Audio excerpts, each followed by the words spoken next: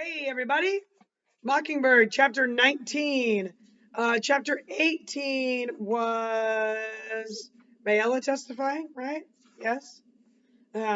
Atticus tries to get her to make a confession as to who did it. And we are led to believe that it is not Tom Robinson that did this, but someone else that did this. I think we get that picture a little bit more right here. Oh, sorry, my eye itches. Okay, chapter 19. I don't think there's a lot to talk about in this one. Fourth witness, here we go. Thomas Robinson reached around, ran his fingers under his left arm and lifted it. He guided his arm to the Bible and his rubber-like left hand sought contact with the black binding. As he raised his right hand, the useless one slipped off the Bible and hit the clerk's table. He was trying again when Judge Taylor growled, "That'll do, Tom." Tom took the oath and stepped into the witness chair. Atticus very quickly induced him to tell us. Okay, so hold on. Let's pretend this is the Bible.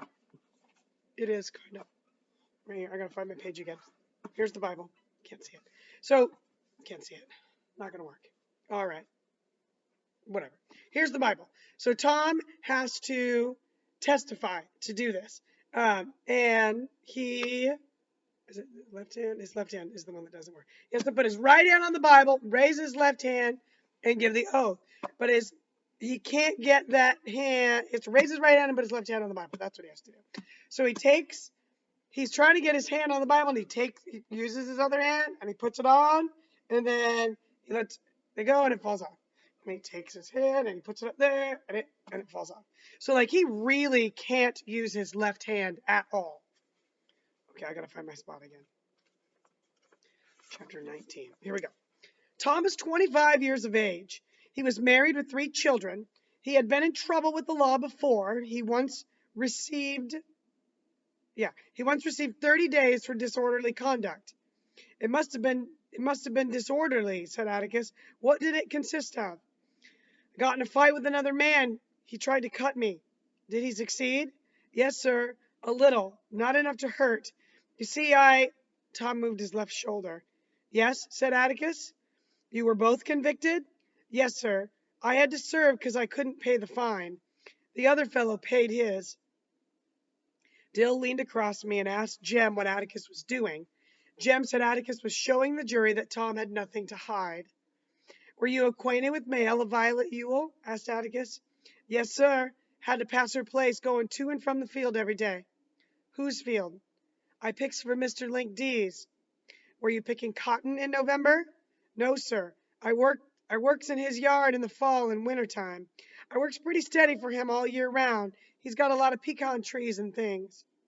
You say you had to pass the Ewell place to get to and from work. Is there any other way to go? No, sir. None that I know of. Tom, did she ever speak to you? Yes, sir. I tipped my hat when I'd go by, and one day she asked me to come inside the fence and bust up a chifferobe for her. When did she ask you to chop up the chifferobe? Mr. Finch, it was last spring. I remember it because it was chopping time and I had my hoe with me. I said I didn't have nothing but this garden tool. But she said she had a hatchet. She gave me the hatchet and I broke up the chifferobe. She said, I reckon I'll have to give you a nickel, won't I? And I said, no, ma'am, there ain't no charge. Then I went home. Mr. Finch, that was way last spring, way over a year ago. Did you ever go on the place again? Yes, sir. When? Well, I went lots of times. Judge Taylor instinctively reached for his gavel, but let his hand fall as the murmur below us died without his help. Under what circumstances? Said Atticus. Please, sir? Why did you go inside the fence lots of times? Tom Robinson's forehead relaxed. She'd call me in, sir. Seemed like every time I passed by yonder she had some little something for me to do. Chopping kindling, toting water for her. She watered them red flowers every day. Were you paid for your services? No, sir. Not after she offered me a nickel the first time. I was glad to do it. Mr. Ewell didn't seem to help her none, and neither did the chillun, so I knowed she didn't have no nickels to spare. Where were the other children? They were always around, all over the place. They'd watch me work. Some of them, and some of them sit in the window. Would Miss Mayella talk to you? Yes, sir, she talked to me. As Tom Robinson gave his testimony, it came to me that Mayella Ewell must have been the loneliest person in the world. She was even lonelier than Boo Radley, who had not been out of his house in 25 years. When Atticus had asked, when Atticus asked, had she any friends, she seemed not to know what he meant. Then she thought he was making fun of her. She was as sad as I thought as what Jem called a mixed child. White people wouldn't have anything to do with her because she lived among pigs. Negroes wouldn't have anything to do with her because she was white. She couldn't live like Mr. Dolphus Raymond, who preferred the company of Negroes because she didn't own a riverbank and she wasn't from a fine old family. Nobody said, that's just their way, about the Ewells. Make 'em give them Christmas baskets, welfare money, and the back of its hand. Tom Robinson was probably the only person who was ever decent to her. That makes me sad.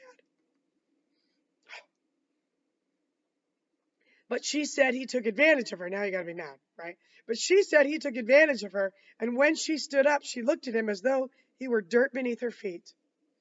Did you ever, Atticus interrupted my meditations, at any time go onto the Ewell property? Did you ever set foot on the Ewell property without an express invitation from one of them? No, sir, Mr. Finch, I never did. I wouldn't do that, sir. I love this little piece, Scout. Atticus sometimes said one way to tell whether a witness was lying or telling the truth was to listen rather than watch. I applied this test. Tom denied it 3 times in one breath, but quietly, with no hint of whining in his voice, and I found myself believing him in spite of his protesting too much. He seemed to be a respectable Negro, and a respectable Negro would never go up into somebody's yard without it of his own volition. Tom, what happened to you the evening of November 21st of last year? Below us, the spectators drew a collective breath and leaned forward. Behind us, the Negroes did the same. Tom was a black velvet Negro, not shiny, but soft black velvet. The whites of his eyes shone in his face, and when he spoke, we saw flashes of his teeth.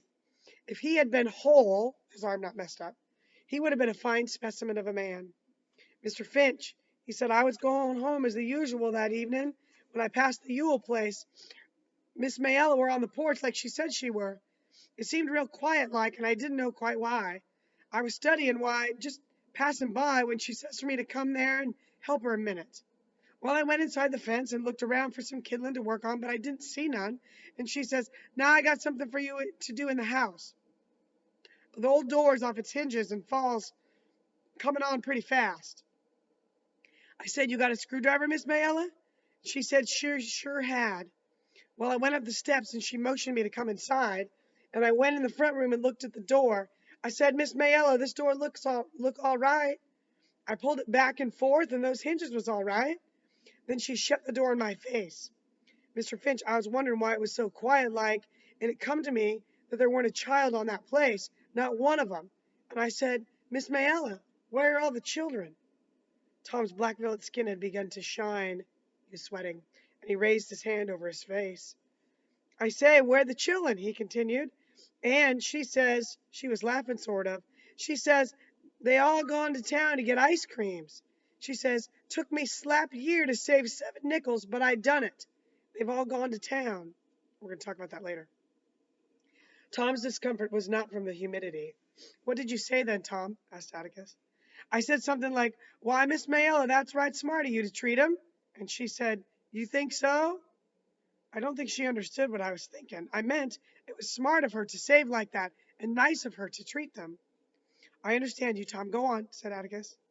Well, I said I best be going.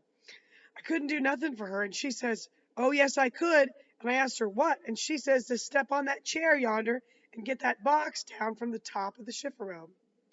Not the same chifforobe you busted up? Asked Atticus. The witness smiled. Nah, sir, another one, most as tall as the room.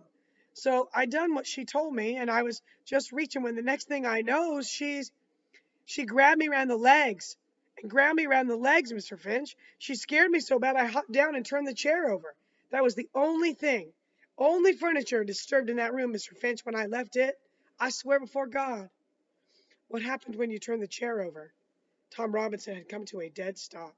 He glanced at Atticus and then at the jury and then at Mr. Underwood sitting across the room. Tom, you're sworn to tell the whole truth. Will you tell it? Tom ran his hand nervously over his mouth. What happened after that? Answer the question, said Judge Taylor. 1/3 of his cigar had vanished. Mr. Finch, I got down off of that chair and turned around and she sort of jumped on me. Jumped on you? Violently? No, sir. She hugged me around the waist. This time Judge Taylor's gavel came down with a bang, and as it did the overhead lights went on in the courtroom. Darkness had not come, but the afternoon sun had left the windows. Judge Taylor quickly restored order. Then what did she do? The witness swallowed hard. She reached up and kissed me on the side of the face. She said she'd never kissed a grown man before, and she might as well kiss a nigger. She says what her papa does to her don't count. She says, kiss me back, nigger. I say, Miss Mayella, let me out of here. And I tried to run, but she got her back to the door, and I'd have had to push her. I didn't want to harm her, Mr. Finch. And I say, let me pass. But just when I say it, Mr. Ewell yonder hollered through the window. What did he say? Tom Robinson swallowed again, and his eyes widened. Something not fit to say? Not fitting for these folks and these children to hear? What did he say, Tom? You must tell the jury what he said. Tom Robinson shut his eyes tight. He says, you goddamn whore, I'll kill you. Then what happened? Mr. Finch, I was running so fast I didn't know what happened. Tom, did you rape Mayella Ewell? I did not, sir.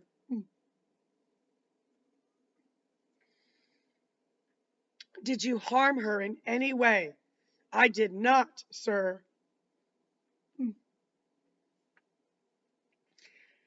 Did you resist her advances? Mr. Finch, I tried.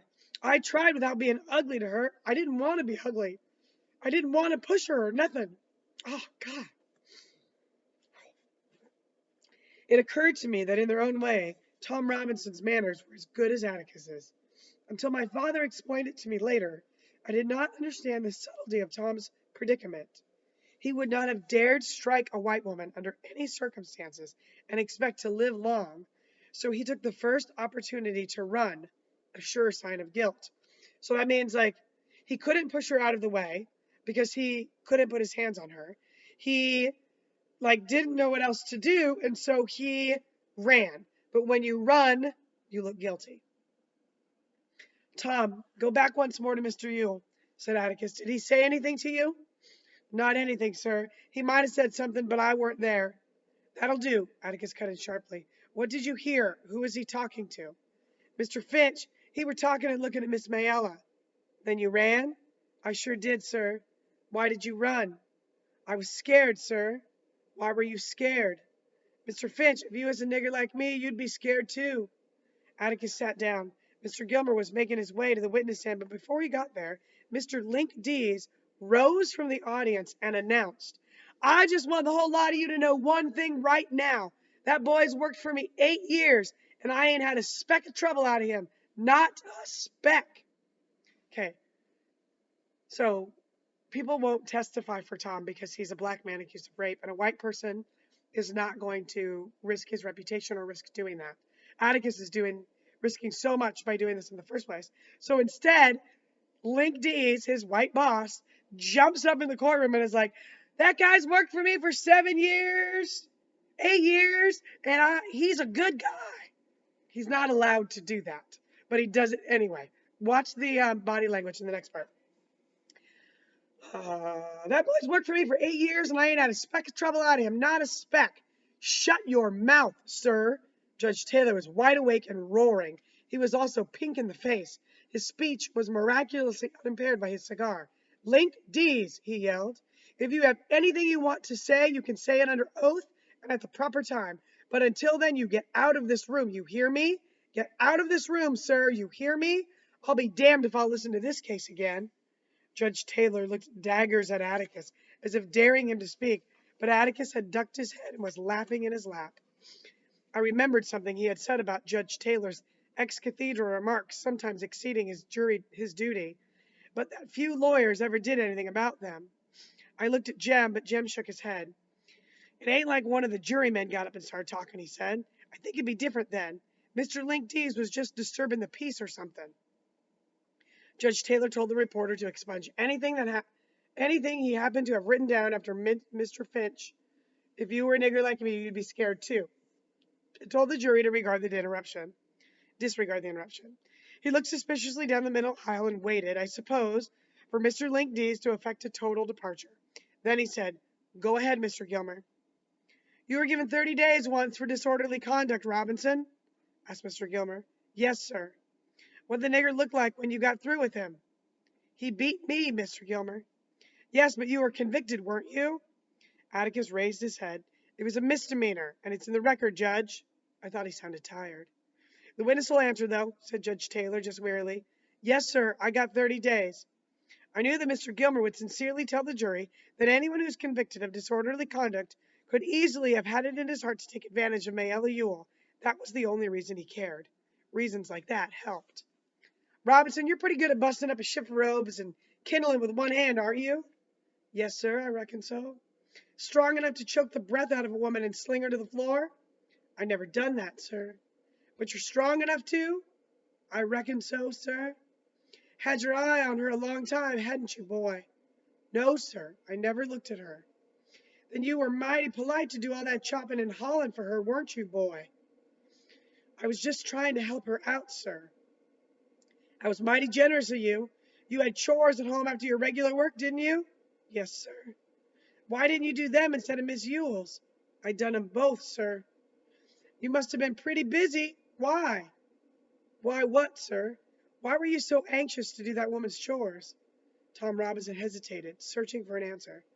"Looked like she didn't have nobody to help her, like I says." "With Mr. Ewell and 7 children on the place, boy?" "Well, I says it looked like they never helped her none." "You did all this chopping and work from sheer goodness, boy." "I tried to help her, I says." Mr. Gilmer smiled grimly at the jury. "You're a mighty good fellow, it seems. Did all this for not one penny?" "Yes, sir, I felt right sorry for her. She seemed to try more than the rest of 'em." "You felt sorry for her?" "You felt sorry for her." Mr. Gilmer seemed ready to rise to the ceiling. Okay, pause. Black folks are at the bottom of the social ladder. The problem is that they're at the bottom because of the color of their skin. The Ewells are below the black folks because of the way they choose to live. But because of the color of their skin, they are higher than the black folks. So when Tom Robinson says, "I felt sorry for her," you feel sorry for people that are less fortunate than you. So he's basically saying that he felt sorry for someone who's white. And that is I mean, you can't say that. That's bad. "You felt sorry for her?" Mr. Gilmer seemed to rise to the ceiling. The witness realized his mistake and shifted uncomfortably in the chair, but the damage was done. Below us, nobody liked Tom Robinson's answer. Mr. Gilmer paused a long time to let that sink in. "Now, you went by the house as usual last November 21st, he said, and she asked you to come in and bust up a chifforobe." "No, sir." "Do you deny that you went by the house?" "No, sir. She said she had something for me to do inside the house." "She says she asked you to bust up a chifforobe. Is that right?" "No, sir, it ain't." "Then you say she's lying, boy?" Atticus was on his feet, but Tom Robinson didn't need him. "I don't say she's lying, Mr. Gilmer. I say she's mistaken in her mind." To the next 10 questions, Mr. Gilmer reviewed Mayella's version of the events. The witness's steady answer was that she was mistaken in her mind. "Did Mr. Ewell run you off the place, boy?" "No, sir. I don't think he did." "Don't think? What do you mean?" "I mean, I didn't stay long enough for him to run me off." "You're very candid about this. Why did you run so fast?" "I said I was scared, sir." "If you had a clear conscience, why were you scared?"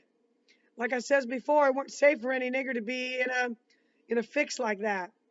"But you weren't in a fix. You testified that you were resisting Miss Ewell. Were you so scared that she'd hurt you? You ran? A big buck like you?" "No, sir. I was scared I'd be in court just like I am now." "Scared of arrest? Scared you'd have to face up to what you did?" "No, sir. Scared I'd have to face up to what I didn't do." "Are you being impudent to me, boy? Being disrespectful to me, boy?" "No, sir. I didn't go to be." This was as much as I heard of Mr. Gilmer's cross-examination, because Jem made me take Dill out. For some reason, Dill had started crying and couldn't stop. Quietly at first, and then his sobs were heard by several people in the balcony. Jem said if I didn't go with him, he'd make me, and Reverend Sykes said I'd better go, so I went. Dill had seemed all right that day, nothing wrong with him, but I guess he hadn't fully recovered from running away. Ain't you feeling good? I asked when we reached the bottom of the stairs. Dill tried to pull himself together as we ran down the south steps. Mr. Link Dees was a lonely figure on the top step. Anything happening, Scout? He asked as we went by. No, sir, I answered over my shoulder. Dill here, he's sick. Come on out into the trees. Heat got you, I said. I expect. We chose the fattest live oak and we sat under it. It was just him I couldn't stand, Dill said. Who, Tom? That old Mr. Gilmer doing him that way, talking so hateful to him. Dill, that's his job. Why, if we didn't have prosecutors, well, we couldn't have any defense attorneys, I reckon. Dill exhaled patiently. I know all that, Scout. It was the way he said it that made me plain sick. He's supposed to act that way, Dill. He was cross. He didn't act that way when... Dill, those were his own witnesses. Well, Mr. Finch didn't act that way to Mayella and old man Yule when he cross-examined him.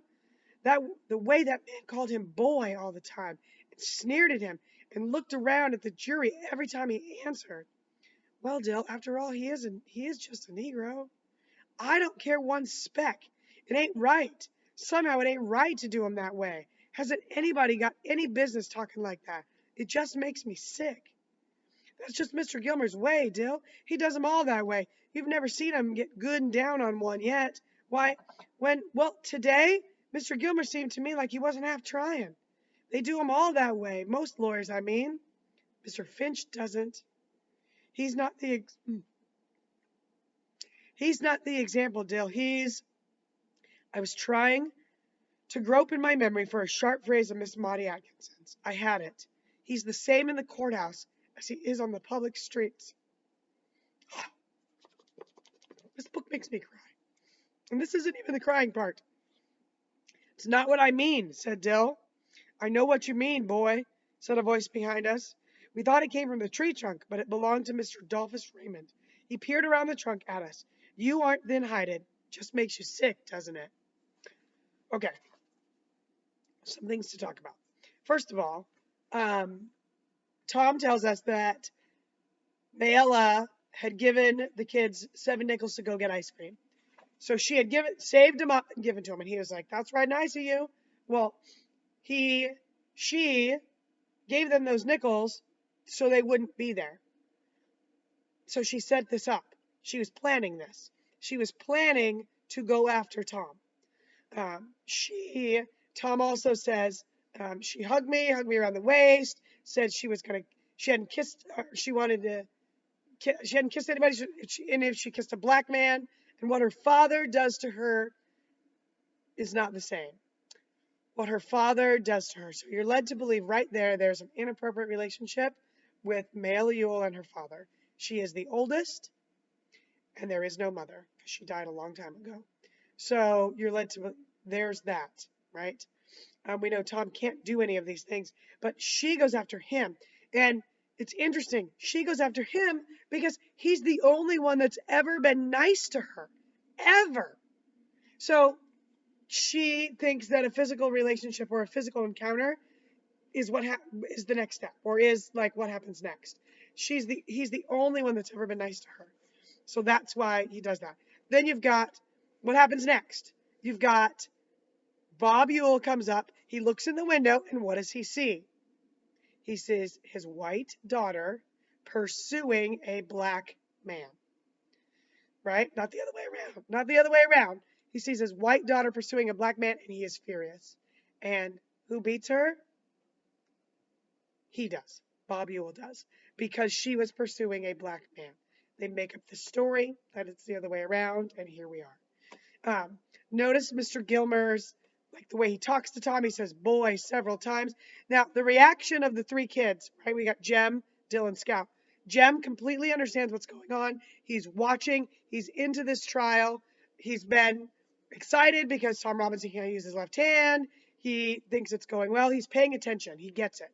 Dill doesn't really get it, doesn't get all of it, but he is hurt by the way Mr. Gilmer is talking to Tom. by the way that white man is talking in a condescending, disrespectful manner to Tom. And he's like, Atticus didn't do that.